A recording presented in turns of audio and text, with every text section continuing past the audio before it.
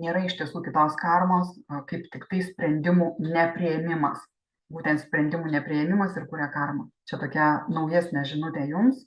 Ne taip seniai man buvo ištransliuota per mano sąmonės kanalą. Knygoje dar to nėra pažymėta, bet ten yra, na, sakykime, irgi kitaip paaiškinama visą tai, nuimant tą mistiką nuo viso to.